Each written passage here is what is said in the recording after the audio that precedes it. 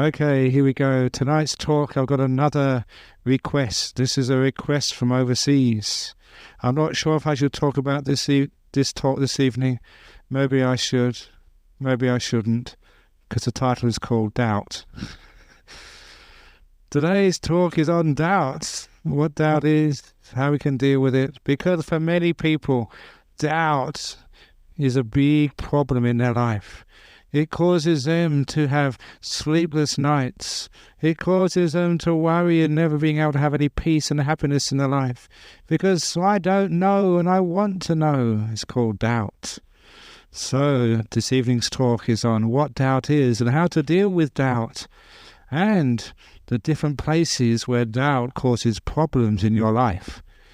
For example, that doubt can be about what really happened in the past. What did she really do? Or what did I do? And that can be either anger or guilt. It can be doubt as to the future, which is fear and worry.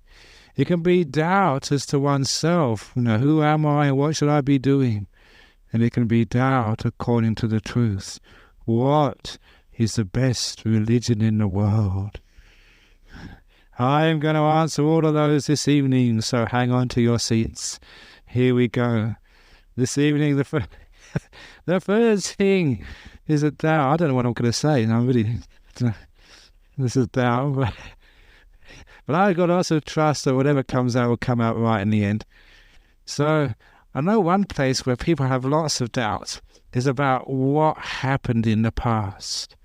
Because do you ever feel guilty? Do you ever feel that you've done something wrong or someone's done something wrong to you?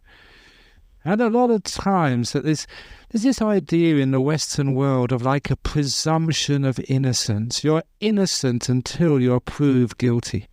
I love that part of Western law because it's one part of our Western culture which is based on compassion. Let's forgive unless you're absolutely, definitely proved guilty beyond a measure of doubt, and give yourself the benefit of that doubt. Wouldn't it be a wonderful world if people could do that towards themselves and towards their partners and towards life? Give people the benefit of the doubt, innocent until absolutely proven guilty.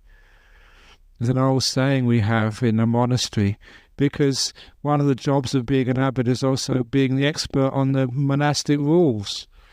And like being a monk, there's many things which you can't do, there's some things you can do. There's an old rule of thumb by monastic rules. If it's not absolutely, definitely, clearly in black and white disallowed, then you can do it. So it has to be definitely black and white, definitely you can't do this, otherwise it's allowable. You always give the benefit of the doubt because of compassion. Compassion is most important. And so the first part where people have doubt is about the past. Who did what, when and how, and what they really meant by that. And my goodness, we can create a lot of pain for ourselves and others by dredging up the past. In Buddhism, we learn very quickly to let go of that past. Why? It's because the past is fraught with doubt. Once it's gone, you can't pick it up again. You can't sort of do anything with it. There's this old Buddhist story about a man, I'm not sure when I last said this story, but a man who came to see his favourite monk and said, "Oh, I feel so bad, I've done a terrible thing. I've said some terrible words to my wife. Can you please somehow help me, great monk, so I can make amends for what I've said? So the bad karma can somehow be removed, so I can be absolved from my bad actions and bad speech." And the monk says, "Okay, but I have to perform a ceremony. It's a very, very rare and special Buddhist ceremony, and for this ceremony, I will need a chicken." Lots of the stories about chickens in Buddhism. And he said, "You've got to go to the market and bring me back a chicken. Not a live one, a dead one from the market."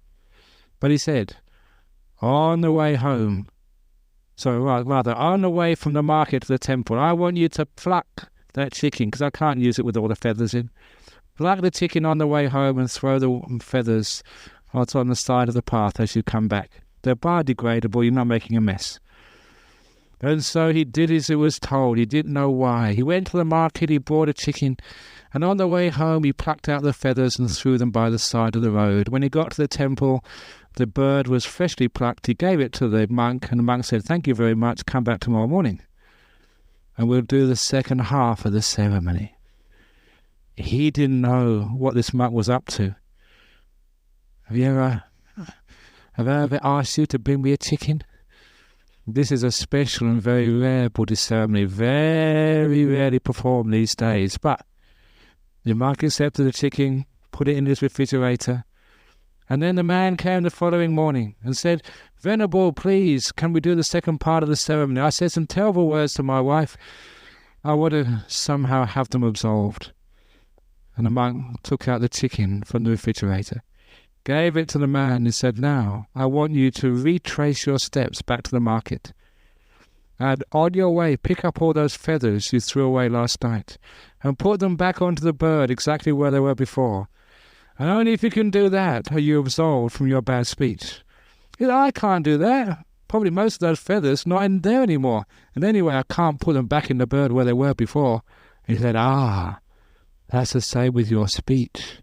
Once it comes out of your mouth, you can't grab it and put it back in again, especially a few hours later. So he said, in the future, you cannot absolve what's come out of your mouth. Once it's out, it's escaped forever. And you have the karmic consequences of what you have said.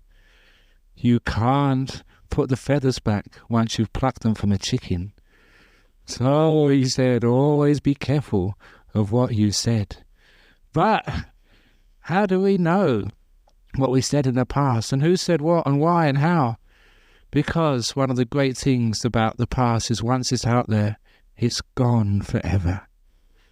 And literally gone. You can't even find those feathers, where they were, or which ones they were. It's the great thing about the past. Even a few moments ago, you're not quite sure exactly what happened. And that's why that to this day I've got an argument with my brother. Which one of us had German measles when we were children? I'm sure it was me. I can actually remember going to see my teacher and he said, "No, you haven't rested enough. Go back and stay another day at home." But my brother was absolutely sure, no, it wasn't me. It was him who had German measles. So we asked our mother, and my mother said, "All I know is that just one of you had, not both." We still don't know. Isn't that the case? The past is so long ago that we can never recapture it and know for sure. It's the nature of the past to be full of doubt. We just cannot know what happened before. It's gone. You think you know, but you don't. What you have done is actually change the past to suit your tendencies of the present. There's one of these great experiments which were done, and I've got the paper in my room down in Serpentine in my monastery. So if anyone really wants to actually check this out, I can bring it next week for you. But because I never knew what I'm going to say when I'm teaching these talks, I never brought it today. But this was an experiment which was done some years ago, and a Canadian psychiatrist was about to retire. And cleaning up his office, he saw some papers. And these were papers which were from one of his earliest assignments when he just graduated as a psychiatrist. He'd interviewed a number of children at school some 30 years previously to find out about their experiences at that time, whether they liked school or they hated school, whether they had a happy home life or was unhappy, whether they were closer to their mother or closer to the father. Even simple questions like, did your parents discipline you? Which one and how? And he had all the results on these papers he'd stored away in his office. He thought, wouldn't it be interesting to trace as many of these children who are now sort of middle-aged, elderly people, and to find out, give them the same questionnaire, ask the same questions again, and see if their memory of their youth correlated with what they said at the time. And he managed to actually track down some 60 or 70 of these children who are now sort of adults and give them this same test. Were you happy at home? Did you like school? Were you closer to your mother or closer to your father? How did your parents discipline you? Did they spank you? Did they fine you? Did they send you to your room? And what was amazing was those children who said, yeah, my parents spanked me, said, no, they never had corporal punishment. Those who said they never did anything said, now they spanked them. One who said they were closer to their mother 30 years ago. In this test, they got the paper there. Now said, no, I was closer to my father. What was fascinating, what this experiment proved, was that you cannot trust your memory. What you said at the time was not how you remembered it. And this is one of the great things to know about memory. That once it's gone, the time has gone, the experience, the event has disappeared. You can never totally recall it. Memory is so uncertain. So anyone who asks you what you did yesterday or the day before, do you really recall that? If somebody says, this is not the first time you did this thing wrong, you say, you don't really know. Said, it's your turn to wash the dishes. I washed it last night. You can't really tell. The past is uncertain. Because we always get it wrong. Even, I remember talking to policemen who do road traffic accidents, when they have to give witness statements about how the accident happened. And these were eyewitnesses who saw the event happen 10 minutes before. And they say things which are completely impossible. How they remember it is not as it happened. Because what happens is, our memory is only just a part of the event. And we build up from that little seed of truth, a picture of what we thought should have happened, what must have happened, what we expected to happen. It's our perception builds up the majority of the picture. And the seed of truth from the past is sometimes so small, it's swamped with the expectations of the present. We just do not know what happened in the past. So that's why if somebody says something you disagree with them, or if you want to know what happened in the past and who said what and why and how, whether someone did this thing to you or they didn't do this thing to you, you cannot know. Once those feathers are out of the chicken, you can't put them back again. They're blown away, gone forever. The past is like that. It's gone forever. It's like the wind where does the wind come from? We don't know. It's past. It's beyond our reckoning. The only time we know the wind is when it brushes our cheek. The present moment, that's the only experience which is real. And when the wind passes our face, it goes off into the future. Where it goes, we never can tell. The past is in the future, as the future is by its very nature full of doubt. We simply cannot know. It's marvelous if you can do this, because when you realize the past is beyond your grasp, it's gone forever.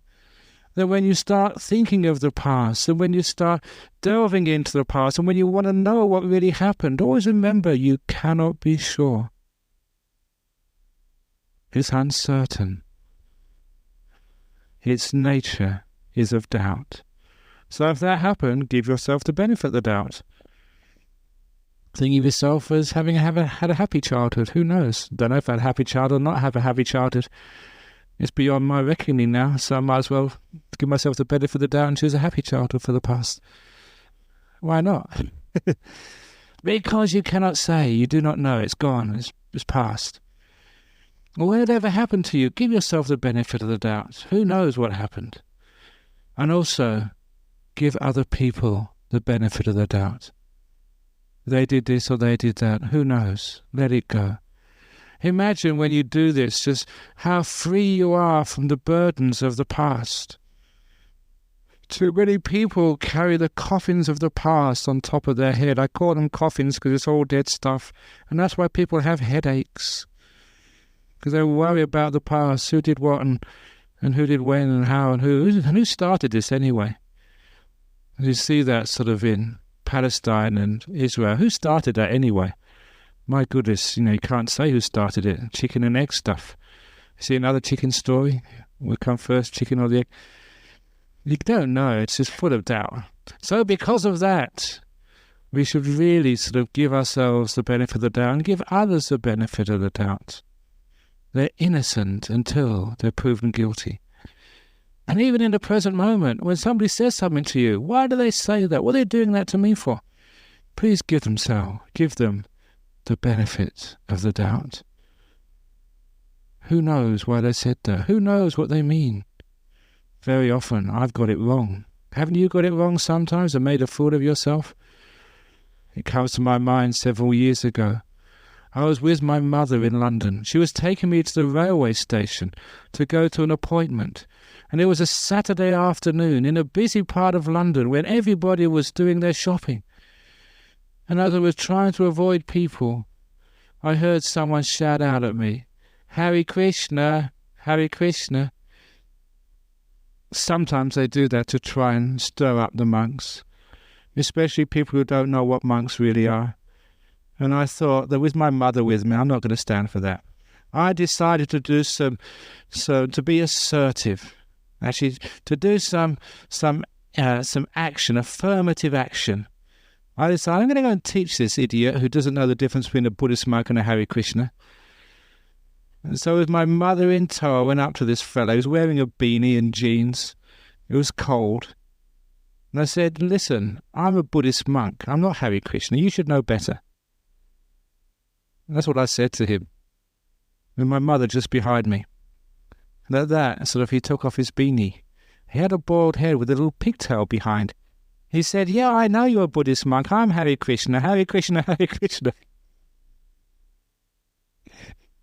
And why do those things always happen when your mother is with you? I completely got it wrong. Because I was in a bad mood, I thought that guy was trying to, give me a hard time. Why didn't I give him the benefit of the doubt when someone calls you Hare Krishna, Hare Krishna? Why did I think that he may be a Hare Krishna? I'd have lived a much happier life if I keep doing things like that. Give other people the benefit of the doubt with what they say. And that way, and also, if somebody is really angry at you, give them the benefit of the doubt. They may have had a really hard time that day. When people get angry at you, it is because they are hurting. You all know that story of the fellow. This is another chicken story, one of my favourite stories. I'll go over it briefly because I think I said this 3 or 4 weeks ago. The guy who went to the market because his wife needed some eggs. And he went to the market, first time there, and this guy came up to him, this young man, and called him all sorts of names. You stupid. That's right, I did say this, camel face. Remember the camel face talk a few weeks ago? And then he got so upset because he was so abused, he went back to see his wife. His wife said, "You're back early. Have you got the eggs?" He said, "No." Why? Because this guy came up to me and abused me, called me names.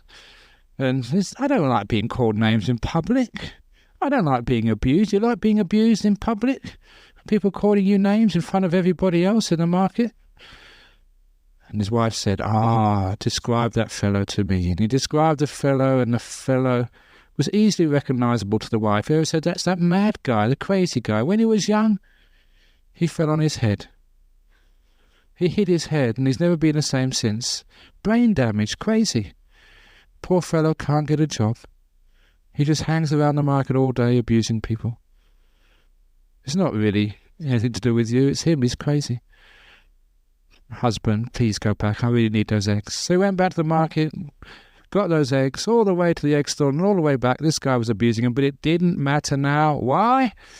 Because the guy was crazy, poor thing. And you know the punchline to that story? When the Buddha told that story, he said, "If your husband gets angry at you, he must have hit his head that morning. He's crazy. Temporary insanity. If your wife shouts at you, it's the same.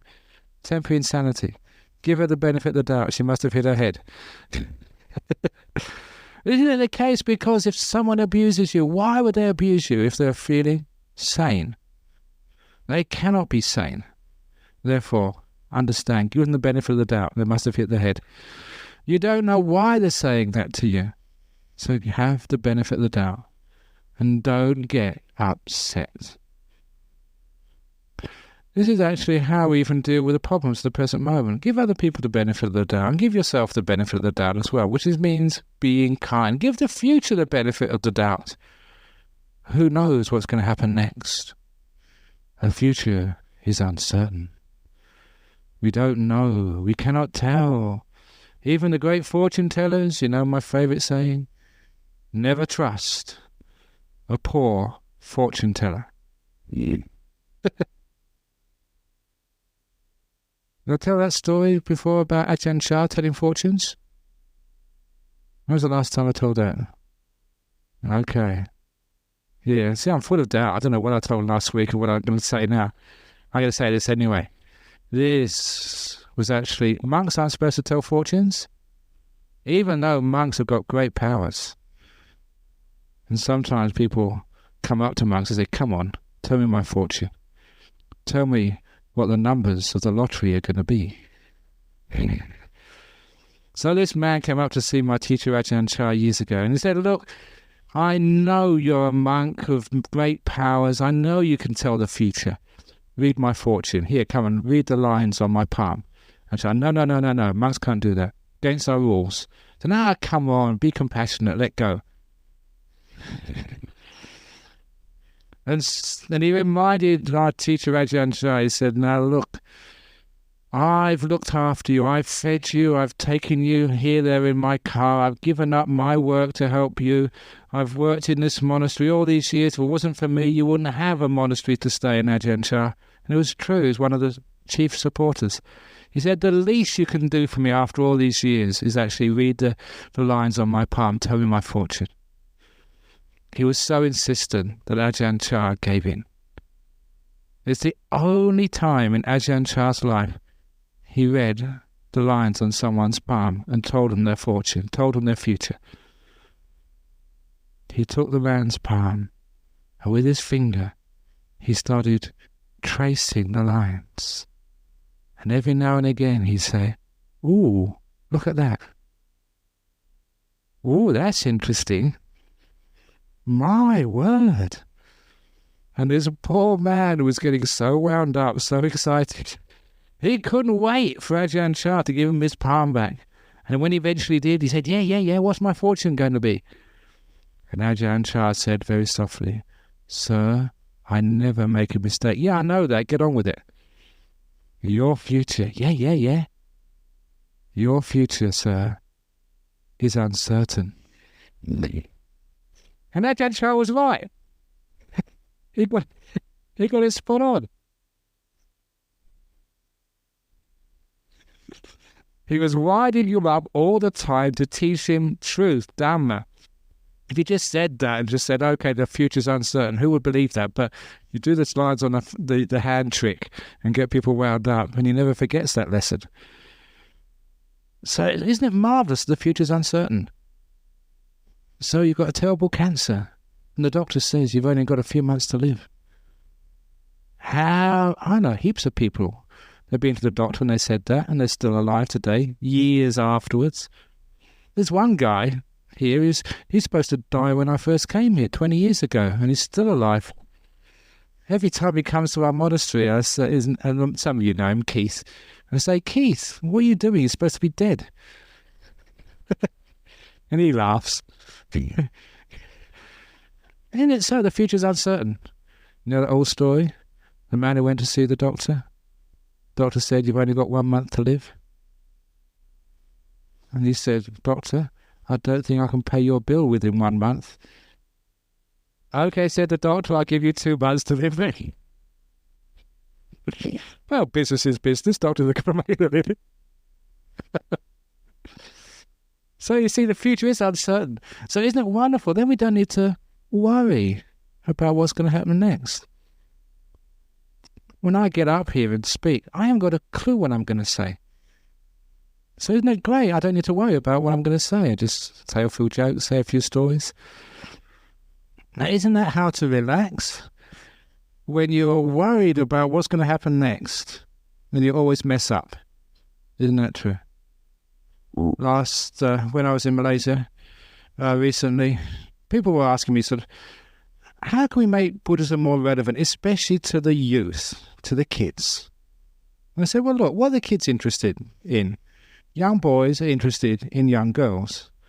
Young girls are interested in young boys. So why don't we sort of teach Buddhism to make it relevant? So I gave a little talk upon how to chat up girls. And how to keep boys, how to keep your boyfriends. Using Buddhist principles. And it's true. I mean, it works. I mean, this is why you get more kids in here to enhance their social skills. Because what happens? I remember very clearly. I think I told this story before. When I was a young man, going to dances, going to discos, going to parties, you see a nice girl there. You'd plan what you were going to say. You'd rehearse it. You had your chat-up lines. And when you went up there, I don't know why it happens, excitement or whatever, you see the nice girl and you mess it up. You make an absolute idiot of yourself. You feel so embarrassed, you sort of slink away in the corner and cry or something like that. And you realize that's not the way. So the Buddhist way is actually just to let go. No fear of the future. Future's uncertain. So, give it the benefit of the doubt. You don't know what's going to happen. So without any plans, without any ideas, you just go up there and enjoy yourself. You're letting go, being in the moment, being mindful, great Buddhist teachings, being compassionate and kind to yourself and her. And that way you did much, much better because you came across relaxed, confident. You weren't afraid of the future. So that's actually how boys can chat up girls. And how girls can keep their boys, be mindful. When you're really, really mindful and you're really alert, you've got power over people. Because actually you get to know what they need and how to keep them in your control. It's amazing I say about, not controlling others, but I told a story down it's amazing just how I can get my own way as a monk. There's many different psychologies which I use. Last year, I can say this now because this is actually how I filled up the committee for the Buddhist Society last year. I think we've got enough people on the committee for next year, or at least we've got a good number already. But we needed a vice president last year. And there was one person I saw who I thought would make a very good vice president. She was in our Armadale group, so I went up to her and said, look, why don't you become our vice president next year? And she said, no, I can't. I'm too busy. I've got business to run. I've got a family. Look, it's just too much work. I can't do it. So straight away, I used my Buddhist psychology. And I said, actually, I think you're right. Now, we should be more kind to people like you and compassionate. Look, it's not right.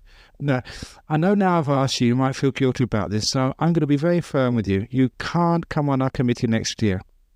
I ban you. You cannot come. Don't even think about it. You are not allowed. And I left it. She said it was the next day, but I thought it was about 3 or 4 or 5 days. She rang me up and said, why can't I come on your committee? And she was our vice president this year. She fell for it. That was Rachel. Got her on our committee through Buddhist psychology. So it's amazing. If you want to keep your boyfriend, not get rid of him, Buddhist psychology will work all the time. It's how to get your own way. So this is actually how you can sort of bring even the youngsters in, because it's making it relevant. And again, it's a lot of times that kids are very worried about the future. They've got their exams, TEE, or what's going to happen afterwards. How do I go to so many interviews? How do you succeed at an interview? You've got to be confident, which means you don't worry about the future. You let it go. You rest, you enjoy yourself in the moment. When you realize the future is so uncertain, that's how you use doubt positively. You don't know what's going to happen next. You cannot predict it. No one can. So, why worry? Using doubt positively. Sometimes you have doubt about yourself as well. Oh, I can't do this. Oh, I'm hopeless. How can someone like me come up and give a talk? You know, when I became abbot of this monastery, it was about 10 years ago now, when the previous abbot sort of left me holding the baby, as I keep saying, that I started thinking to myself, what's going to happen? And I started thinking, look, there's two possibilities. Either you're going to sort of, stuff up and be a terrible abbot and not be able to give a good talk. And I thought, great, that I can be rest, I can be by myself, meditate all day. That'd be wonderful if I'm a terrible teacher. Then I thought, well, what happens if, you are a good teacher and things go well? So, isn't that great? I can make lots of merit, have a good time. So whatever happened was going to be good. When you don't know what the future's going to hold, it's so uncertain, you give yourself the benefit of the doubt. Especially you give your abilities the benefit of the doubt. Doesn't matter sort of you can do or you can't do. I told this to many students before the TE exams. Don't worry if you fail. If you fail, you can always become a monk or a nun. And that might be a blessing in disguise. You might find that that's your path in life. And oh, what a wonderful thing it was that you failed. Otherwise, you wouldn't have that opportunity to actually to live the monastic life and become enlightened. So, whatever it means is, you don't have to be afraid of your abilities. You don't doubt yourself. If you want to give it a go, see what happens. So you don't sort of worry, can I do this, can I not do this, can I do this, can I not do this? One of the stories, which is a powerful story.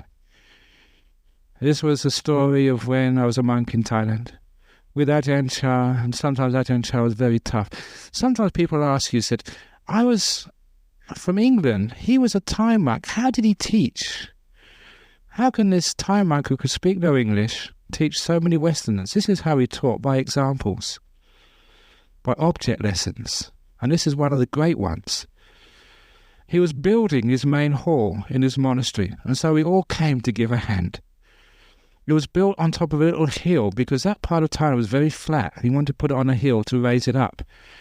And so the hill was made out of earth, which many of the monks, we wheelbarrowed it. But I wasn't actually there to wheelbarrow the earth into place. But when there was a lot of earth left over, I went there to help.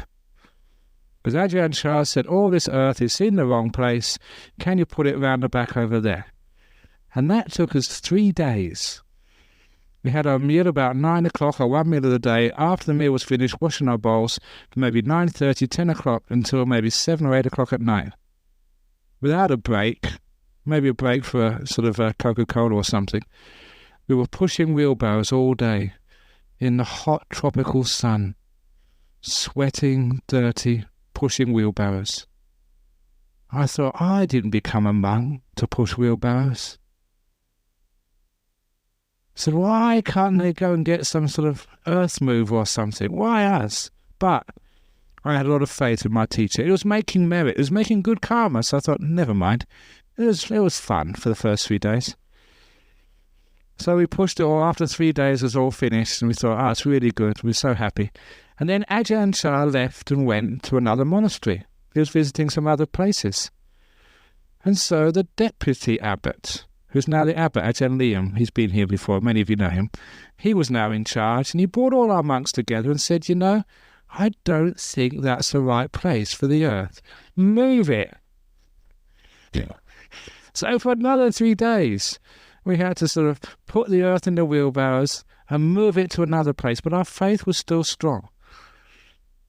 And when we moved into this other place, Ajahn Chah came back, and guess what he said? He said, I told you to put it over there, not here. Move it. And so for another 3 days, we had to push these wheelbarrows. And on that 7th day, my faith ran out. I started thinking, these monks, can't they decide amongst themselves where they want to put this blooming earth? And I was pushing these wheelbarrows for the first time with anger. These senior monks, they weren't pushing any wheelbarrows. They were in their huts talking to people all day. Instead of little monks like me had to do all the work. This is unfair. And I started complaining. You know what it's like when you complain? So I was complaining like that. And this one monk came up to me. And he said these beautiful words. He said, and this is actually for you and everyone else, about doubting and stuff like that. He said, pushing the wheelbarrow is easy. Thinking about it is hard. That's all he said, and how true that was. Thinking about it was a difficult part. Pushing it was easy. So I stopped thinking. I stopped complaining. I just pushed. And that wheelbarrow got lighter. And in 2 or 3 days, it was all finished. I was happy. And I'm so thankful for that lesson. To this day, I am sure, I never actually asked them, I should do maybe, I'm sure that they planned this all out from the start. They planned it all out to get the monks to move it here and then move it back again and move it back again. Just actually to test your wisdom, compassion, and ability just to be in the moment. Thinking about it is the hard part. Doing it is easy. Whatever it is you're doing in life. So, why doubt yourself? Stop doubting and thinking, can I do this, can I not do this? This new job, can I do it, can I not do it? This new relationship, this new whatever, can I do it, can I not do it? Just don't think about it, just do it. And this talk this evening is sponsored by Just Do It, Nike. Actually, could you actually write to them and get a donation? Yeah. So what we're saying here is like, don't doubt yourself, because here we get into the heart of what doubt is, thinking too much. Because whenever you start thinking, you will always end up in doubt. That's what thinking does. Because thinking promises you that it will find out the truth. That's the con, the deceit of thought. It promises you if you think long enough, you'll find out the answer. All of you have been thinking all your life. How many of you found the answer now? You never find out the answer through thinking. Thinking just goes around in circles. You think about something. You never think into something. That's why the more you think, the more doubt you will have, because thinking will never get you to the truth. You know why? Because thinking is done in words. Words aren't truth. The simile we have in Buddhism of words is the menu. The menu is words. It's not the food.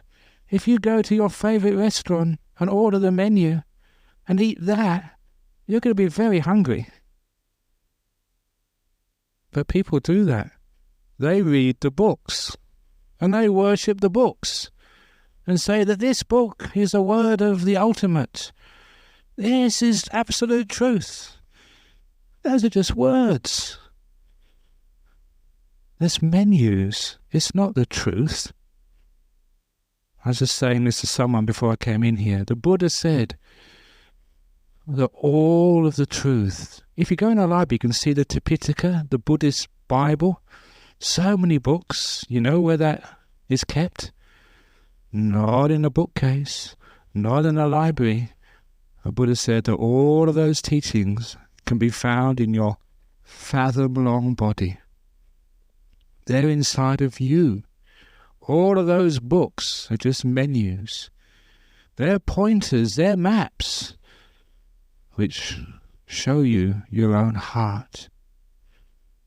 Really, all those words are just descriptions. Descriptions, pointers to what really is truth, experience.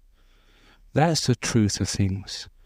If you just stay in words and signposts, there's always doubts. Because it depends where you're standing.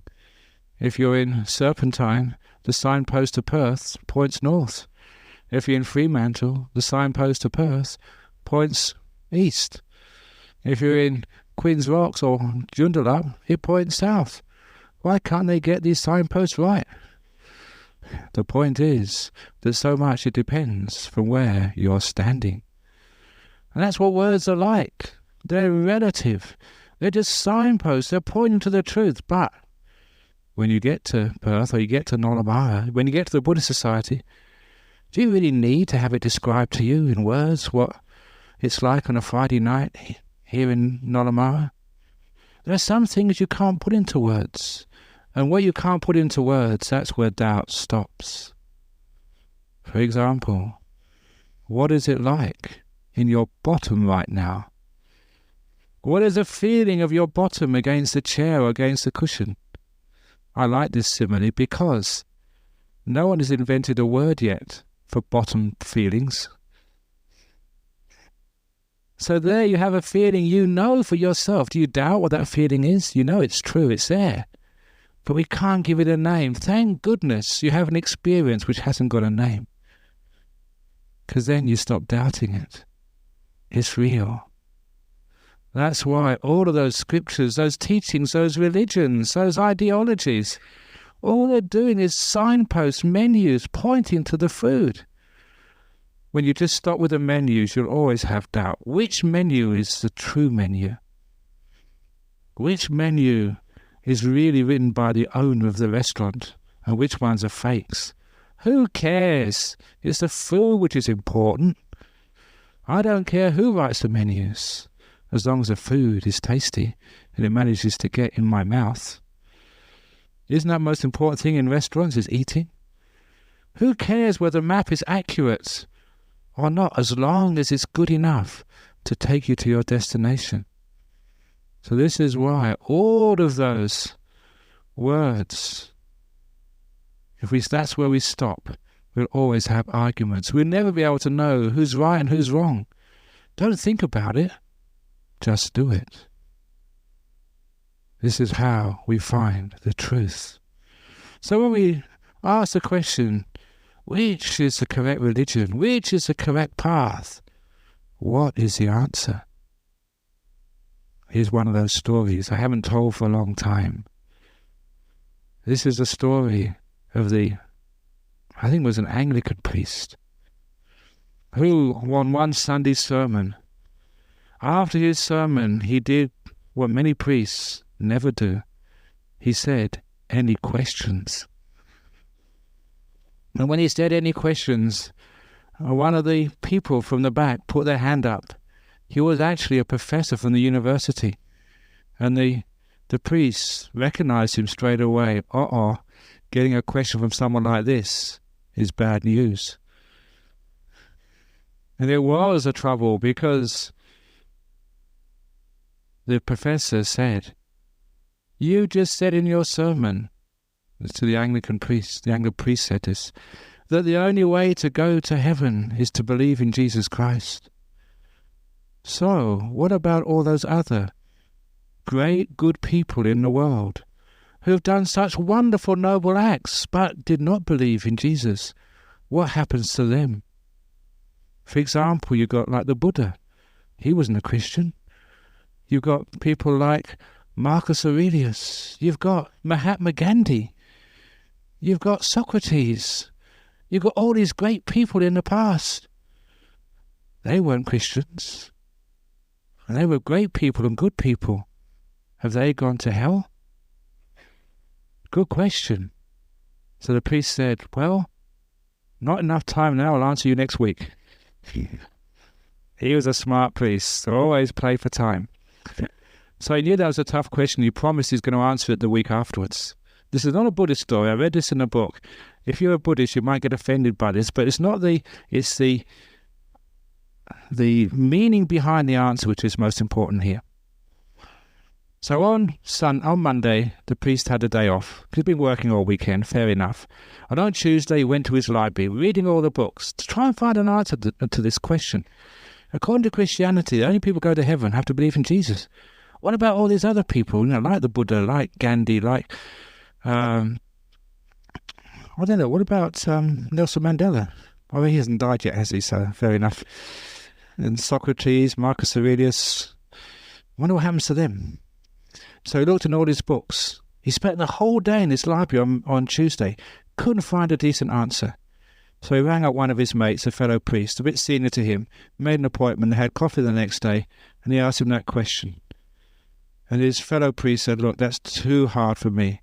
Go and see the bishop. So on Thursday they went to see the bishop. The bishop said, no, that's an archbishop question. So on Friday he went to see the archbishop. The archbishop said, look, the person you want to see is a theologian, the doctor of divinity at the university. So on Saturday he made an appointment with the theologian. And the theologian gave him an answer, all right, but he couldn't understand a word of it. And certainly there was nothing he could actually tell in church the following day. So it came Saturday night. He hadn't got an answer at all. And he had to face his professor in his congregation the following day. He hardly slept all night. He worried himself sick on trying to find an answer, because it didn't seem fair that good people will be sent to hell. And, what's his teachings actually talking about? So after a sleepless night, he did what any priest would do. Early in the morning, having not slept all night, he went into church and prayed. As he was praying, he fell asleep. And in his sleep, he had this dream. One of these dreams which was very clear and precise. The sort of dreams which you might call prophetic dreams. Ones you remember afterwards very clearly when you awake. He dreamt he was in a railway station, and there was a train waiting on the platform. Intuitively he knew where that train was going, but he asked the guard, he said, this train, it wouldn't be going up to heaven, would it? And he said, yes, and seeing you're a religious man, you can go up there for free. So he went up on the train, and in his dream state it only took a while, just a fraction of a second, and he dreamt the train was pulling into a platform. And on the side of the platform he could read the letters H-E-A-V-E-N. He'd made it, he got up to heaven. When he went outside, just to make sure, the first person he saw was wearing white with this little donut on top of his head. And he said, this place, so what's it called? He said, it's heaven, welcome up here. He said, oh, this is really great. This is like the answer to my prayers. Now, I'm going to ask you a couple of questions if you don't mind. First of all, how long have you been up here? And this angel said, I've been up here for so long, thousands of years. And the priest said, you're just the person I need to ask this question. Now, is there anyone up here by the name of Buddha?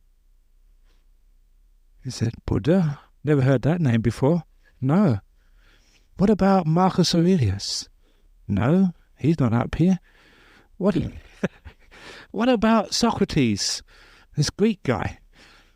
No Socrates up here. What about Mahatma Gandhi, this little black fellow? No, he's not up here. Don't know anything about him. He had his answer. Oh, he felt so good. As he walked out onto the train, he was about to get into the train again, but he saw on another platform there's another train. He knew intuitively where that was going as well. But he asked the guard, he said, that second train, would that be going to a place called hell? And the guard said, yes. So he bought a return ticket. You've got to be careful. And in a short while, the train pulled up to this other station. And sure enough, on the side of the wall, the station H-E-L-L, he'd arrived at hell, because he wanted to find out, where these actually guys go to. And so when he got out of the platform, now this actually wasn't quite what he expected. When he went to heaven, he had to walk and approach somebody. When he went to hell, this fellow came and said, hi, welcome here, and gave him a big hug. Do you want a cup of tea, something to drink, something to eat? He was so friendly and so kind. He said, hang on a minute, please. And I thought this place was hell. He said, oh, yeah, it is hell. And are you sure you don't want something to drink? He said, hang on. How long you been down here? I've been down here thousands of years. This is really hell? Yeah, this is hell. Look, if you've been here so long, are there people down here called the Buddha? Oh, yeah, what a wonderful, peaceful man. Anyone here like Marcus Aurelius? Oh, it's just a great poet and such a... Socrates? Oh, he's just so sharp. How about Mahatma Gandhi? Oh, what a wonderful new addition he is down here. And the priest said, look, I'm really confused. He said, so according to my tradition, these people should be down here, but hell is supposed to be a place of torment. It's supposed to be a place of agony. And this place is even better than heaven. What's going on here? And the man said, oh, you know, this place used to be like that before the Buddha came down here.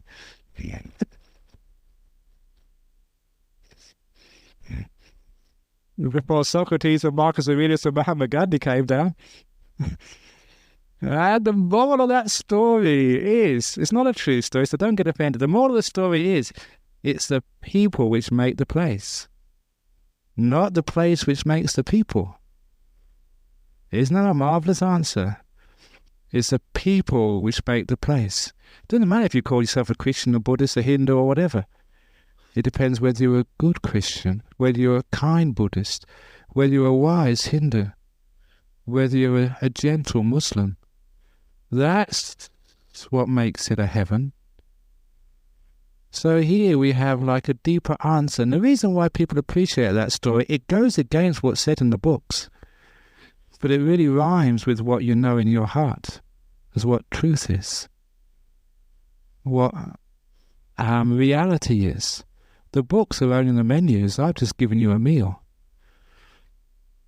And this is actually how we overcome doubt once and for all.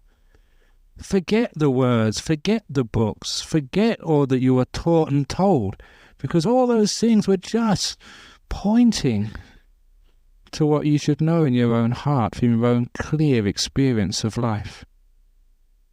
If ever I have a doubt, knowing what to do, should I do this, should I do that, I always make my mind quiet, as silent as I possibly can, and just feel inside.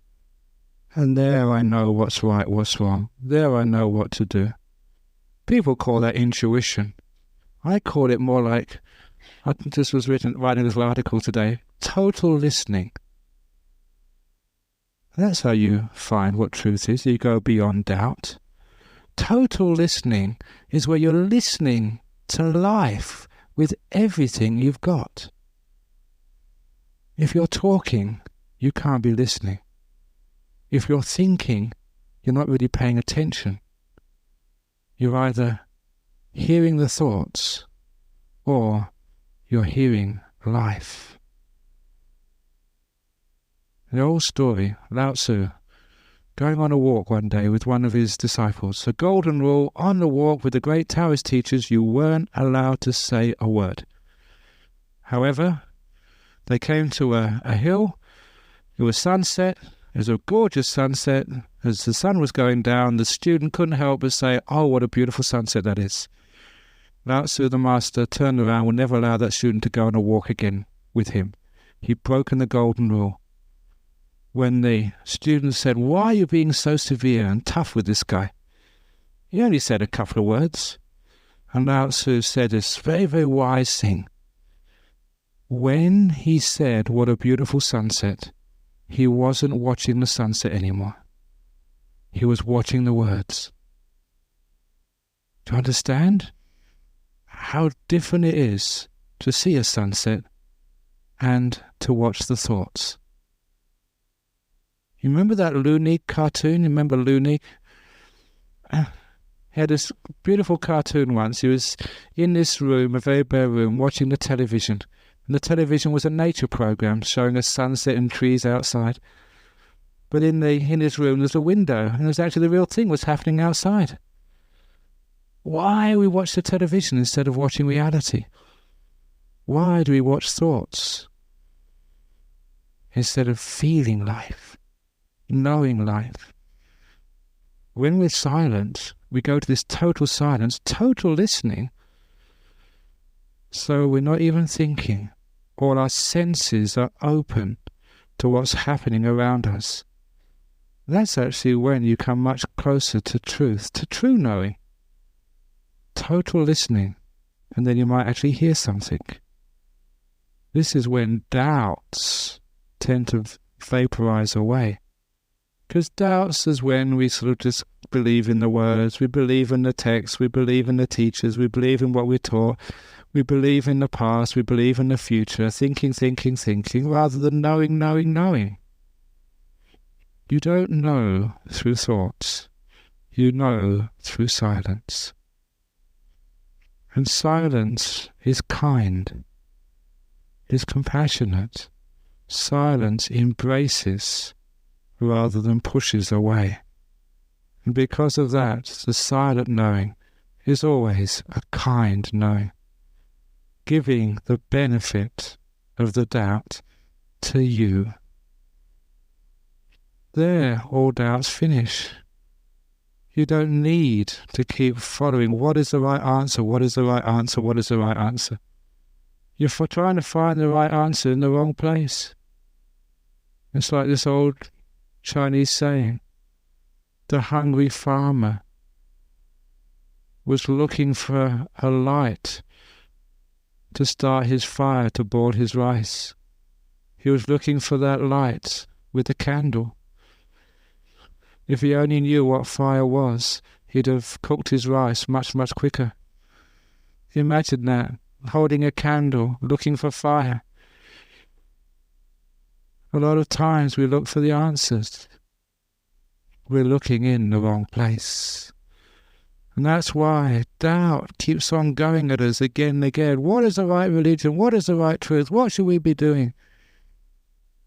Stop thinking. Just do it. Be quiet. And there you'll find truth. There you'll find knowledge. There you'll find wisdom.